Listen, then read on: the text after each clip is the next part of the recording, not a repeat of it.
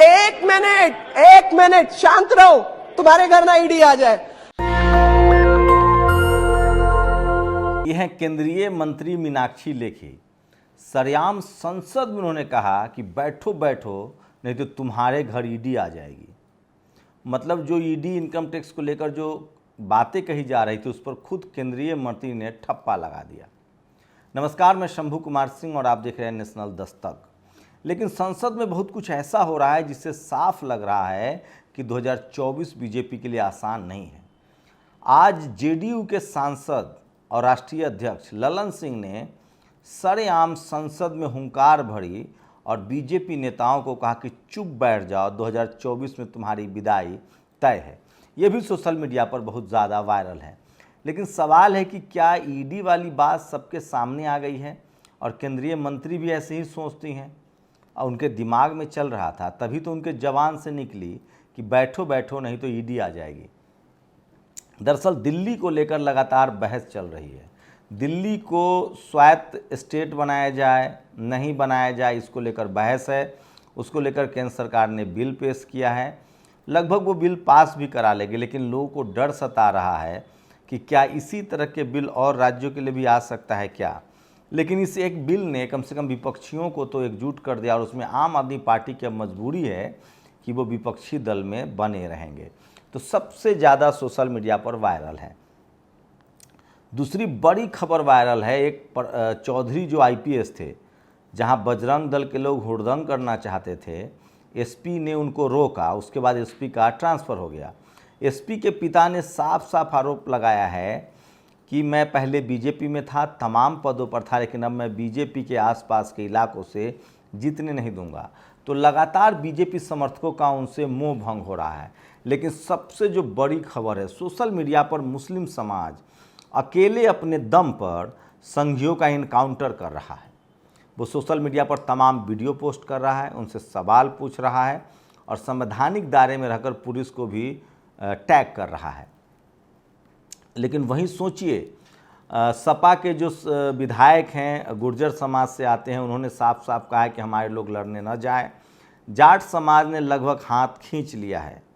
नतीजा ये है कि जो लोग कल तक कह रहे थे कि जीजा जी आए हैं, वो अब सरेंडर के मूड में हैं। मोनू मानेसर ने कहा है कि मैं सरेंडर कर दूंगा अगर एक मुस्लिम विधायक है वो सरेंडर करे। कहने का मतलब ये है कि धीरे धीरे ही सही लोगों का मुँह भंग हो रहा है और किसान जातियाँ धार्मिक हिंसा में अब शामिल होने से इनकार कर रहे हैं।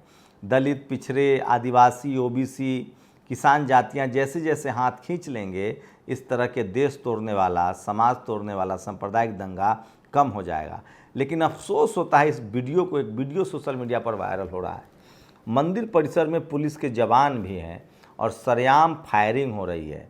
इस शख्स की तस्वीर देख लीजिए। इस शख्स पर ये कोई बाबा है जो लगातार फायरिंग कर रहा है। मैं आपको एक चिट्ठी का हवाला दे रहा हूँ, आज ही मैंने खबर में पढ़ी है।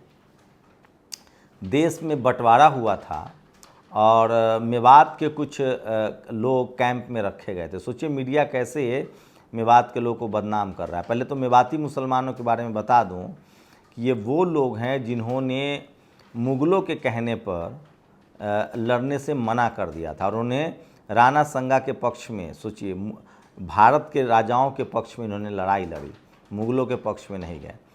जब इनको करोल बाग के कैंप में रखा गया तो राजेंद्र प्रसाद सिंह जो देश के प्रथम राष्ट्रपति थे, उन्होंने उस समय के गृह मंत्री सरदार पटेल को चिट्ठी लिखी कि जो मेवाती मुस्लिम हैं उनसे लोकल लोगों को खतरा है, लोकल हिंदुओं को हथियार दिए जाए, ये लोग उपद्रव कर सकते हैं। उसके बाद सरदार पटेल ने एक एक चिट्ठी का जवाब दिया। उसमें जो सबसे खास बात है वो समझिएगा।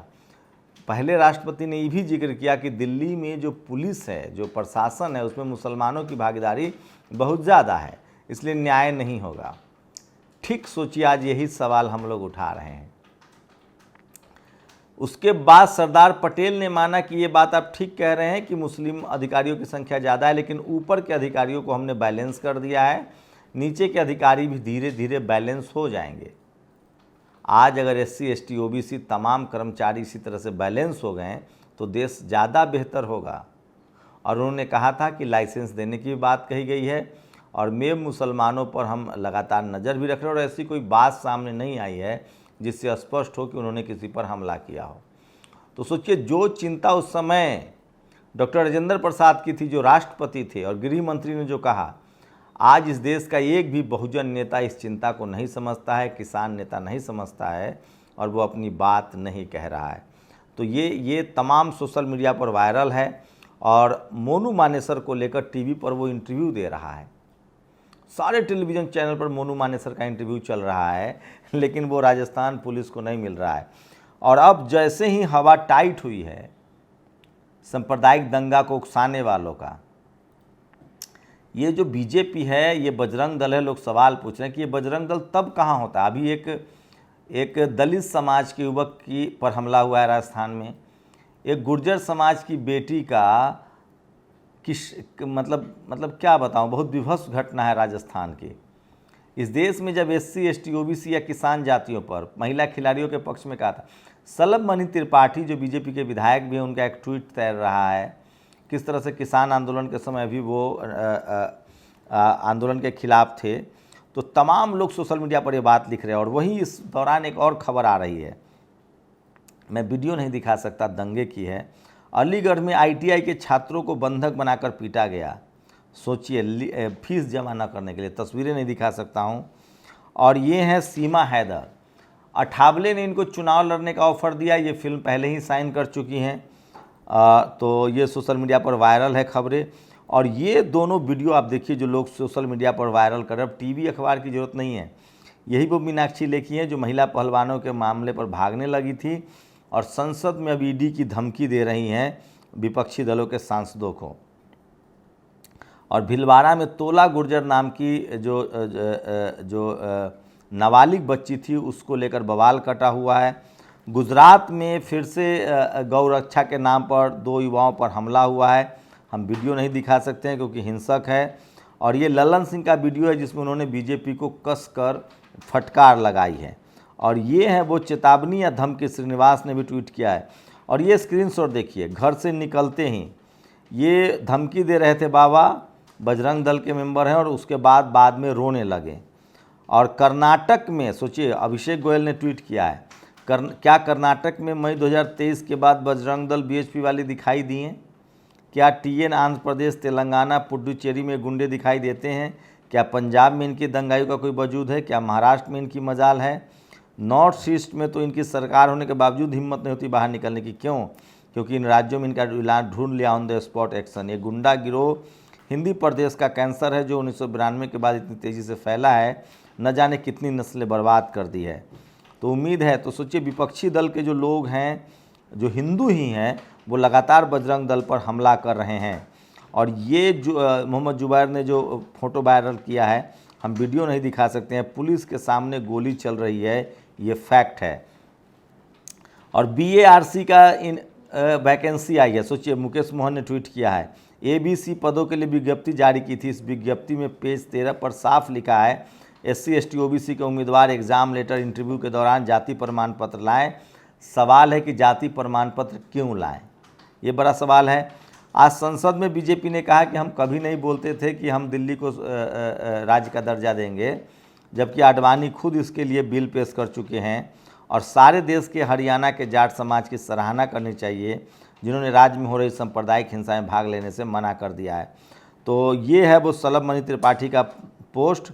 जाट, दलित, यादव लिखना पड़ा। ये चाहते हैं जब पांडे, मिश्रा, शुक्ला अपने घरों में मौज मारे, बढ़िया दफ्तर की नौकरी करें, इनके बच्चे अच्छी पढ़ाई लिखाई ले, हम दंगाई बने, मुकदमे झेले, जेल काटे। ये तो सोचिए, तमाम जो SC ST OBC के लोग हैं वो इस तरह के ट्वीट कर रहे हैं। यही नहीं, सोचिए तमाम लोग लिख रहे हैं कि किसी भी तरह के धार्मिक और सांप्रदायिक हिंसा में शामिल ना हो।